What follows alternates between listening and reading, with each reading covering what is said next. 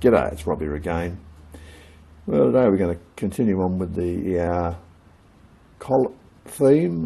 Last video, well, one of the last videos I reviewed a bolt-up collet jack, which bolts up to a drive plate. Today we're going to look at a square collet block, and for anybody that doesn't know what a square collet block is, it looks like this. Now these are what you can use for various functions. You can use them for CNC, you can mount them on a table for milling. They're a work holding collet, and one of the things you can use them for is you can actually mount them in a four-jaw chuck and use them like that. Now the top comes off. They have one other feature which we'll look at, the main feature or key feature, and that is that they have feed through, good feed through. So this is ER32. So you can put that in your four-jaw and you can feed through. Now a Morse type chuck, you can't feed through on the normal Morse type chucks because they fill up the spindle. So these are handy for a number of uses. You know, if you wanted to hold, say, a small bolt without damaging it, and you wanted to do some grinding on it or work on it, you could clamp this in the vise and mount your tiny little bit of bolt or whatever in the collet chuck using standard collets, just normal whatever collets. I use 32s. You're good to go. You can also mount it in there and hand hold it and grind against a grinder or something. So, you know, yeah, these are good. Well, I haven't had one before, but from what I know, they are very handy, and they're obviously going to be handy because I've previously just got by using hand holding stuff in the normal Morse taper type collet chuck. Does the same thing. Okay, so here I'll put up a couple of screen grabs on this thing and you can see how it looks, and you can see the price.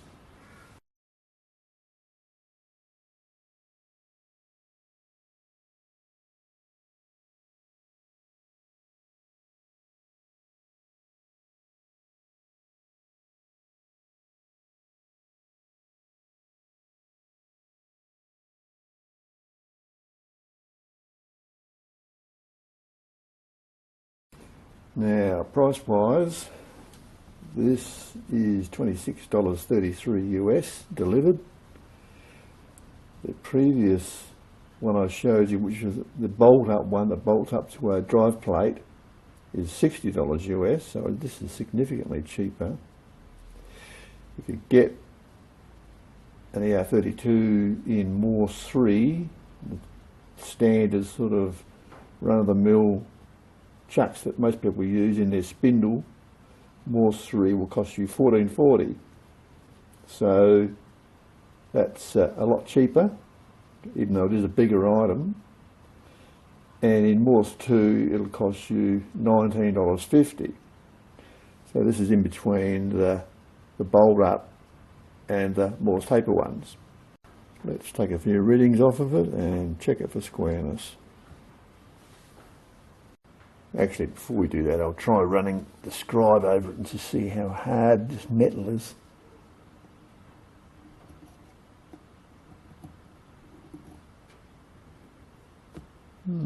Seems pretty hard. I'll centre punch it and just see what sort of impression it makes. This is always a good test for hardness.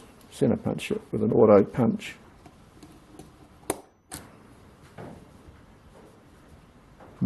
Pretty hard.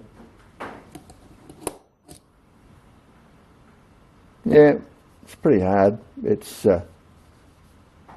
not super hard, but it is on the hard side for sure. All right, moving on. Looks good. Looks good. Looks good. Looks good. Looks good. Looks good.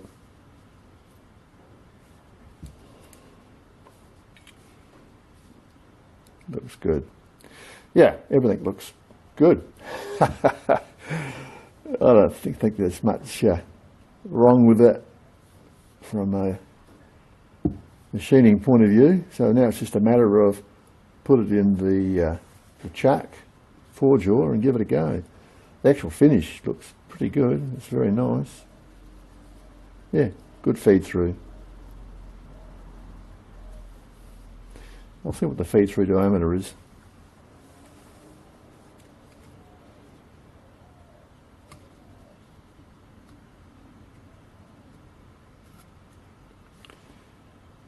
.84. Or ER32 is only good for 20 mil, so yeah, you've got a bit of extra there to play with for whatever reason.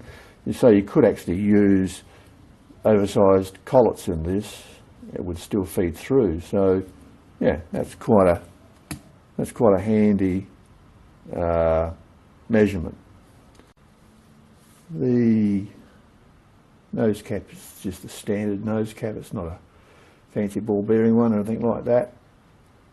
I mean, in the real world, I've used ER collets for a long time, and I've only ever used a standard nose cap, and it's done the job quite okay. You know, as long as you've got a good wrench to pull them up.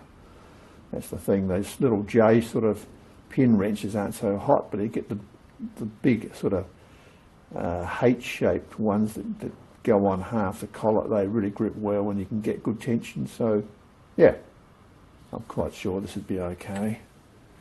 What's the thread like? Nice. Yeah, that thread's on good. Very smooth. A little bit of thread movement. They've all pretty much got that. I've only ever had one out of quite a few that I've used over the years that was a really totally snug fit, and that was almost too tight, so I think it was a bit out on the tolerances. They generally like this. That's good. Yeah, that's quite okay, quite acceptable. Okay, we'll take some readings now. You've got to remember that using one of these in a forge jaw, you're going to be subject to the vagaries of the forge jaw as far as the parallel of the jaws, as far as are they totally parallel? Well, who knows?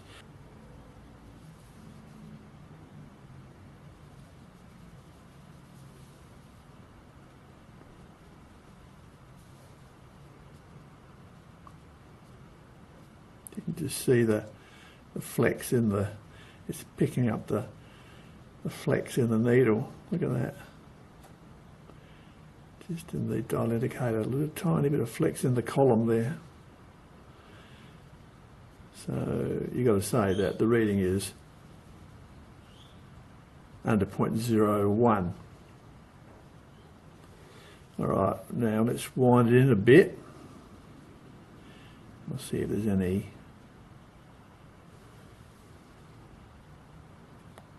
difference.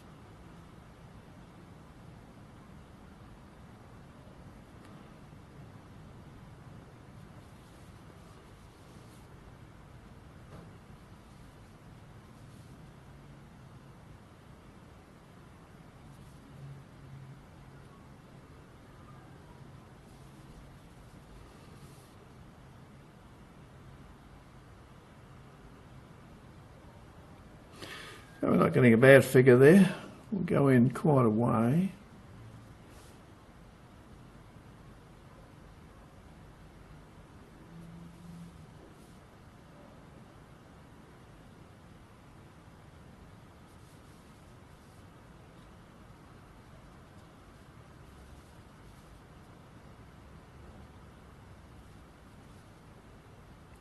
See that? That's just from the flex in the, it's picking up the flex in the mount.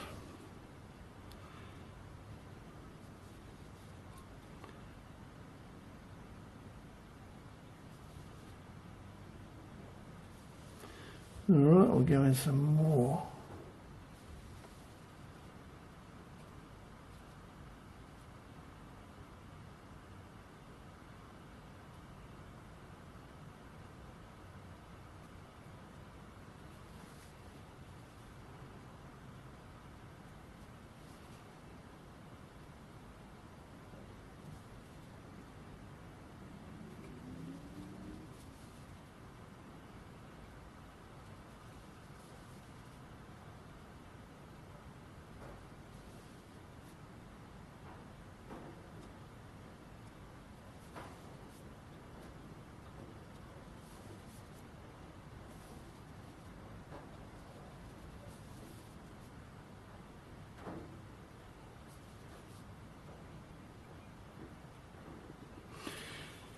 So there you have it. I think we're probably looking at, well, 0.02, but some of that could be coming from the, as I said, the chuck jaws.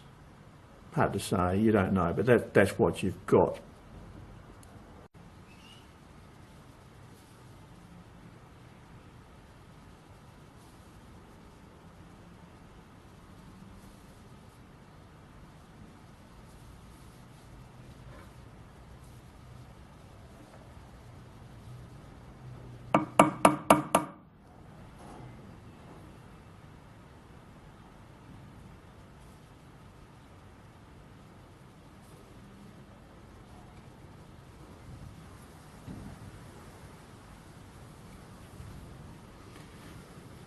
Okay, let's try another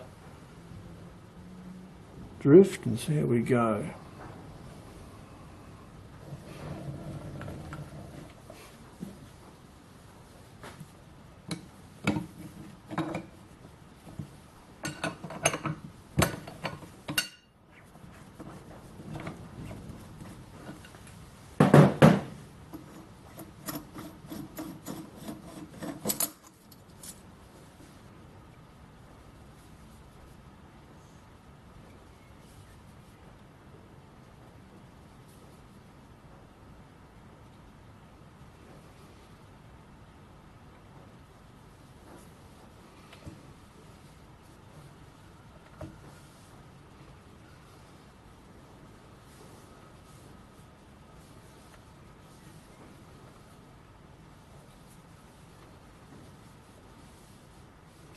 So you can see there's some axial run out there, but not there.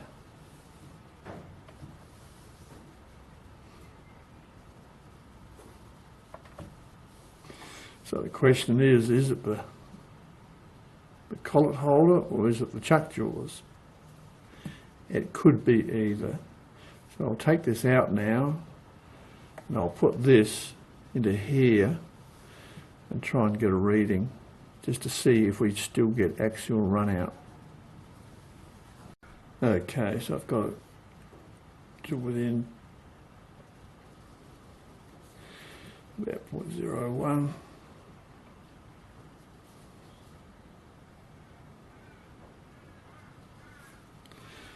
That's pretty good. It's not bad anyway. That's pretty reasonable. Let's bring it in now and see what happens.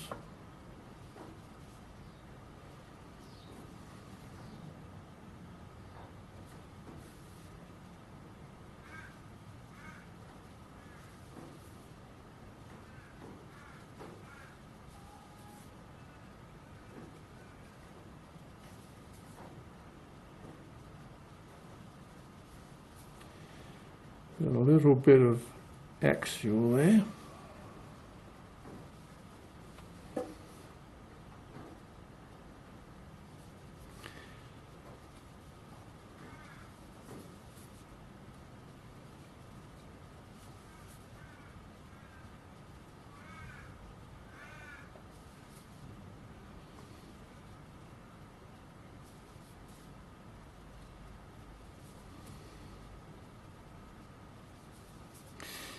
It's not terribly significant, really.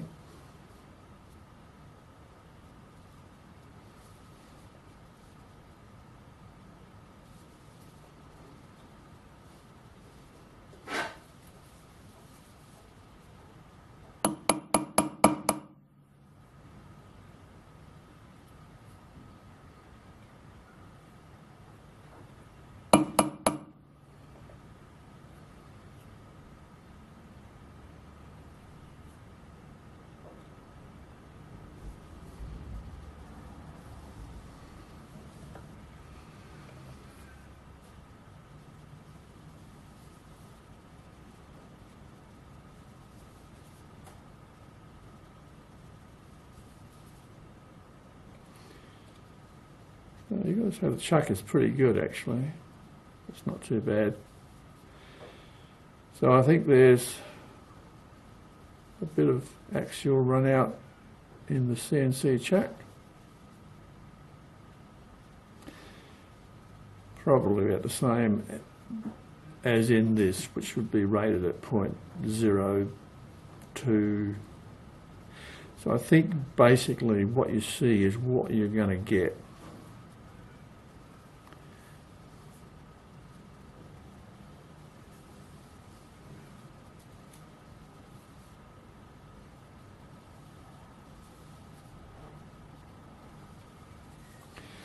Yep, the forger was actually not too bad. It's pretty good.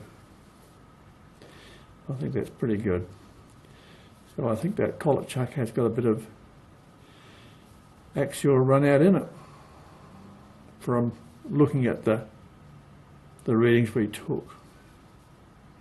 Not massive, but there is some there.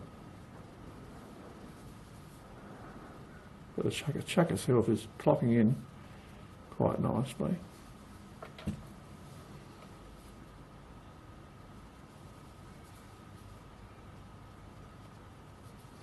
Yeah, I'm pretty pleased with that. That's not bad. And I mean, these aren't test pieces as such, but they are pretty accurate.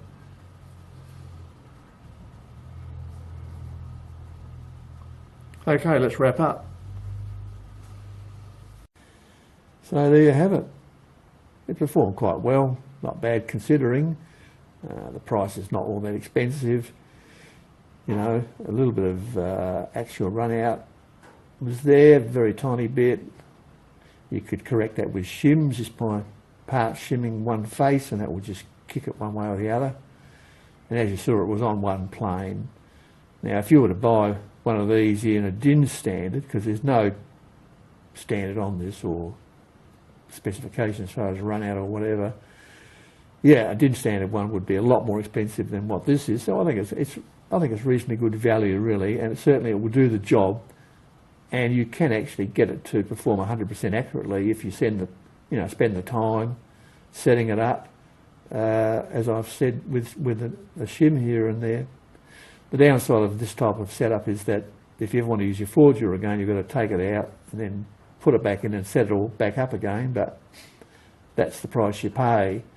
And I mean, you've got the feed through, but you've got to decide whether you want feed through or whether you want quick action as far as mounting one of these things. And a Morse taper one will just go straight in and you'll be up and running in minutes, whereas to set one of these up will take you a lot longer. Okay, well that's it from me. I found it interesting. I was curious to see how these perform. There is a bit of marking, a bit of scuffing occurred in the metal from the jaws, you can see that. So hardness wise, I'd say these are probably on a par with your Morse taper units. They scuff up as well. It's certainly not soft, but it'll mark. Overall, yeah, interesting stuff. So make your own mind up on this, and I'll see you next time. Cheers.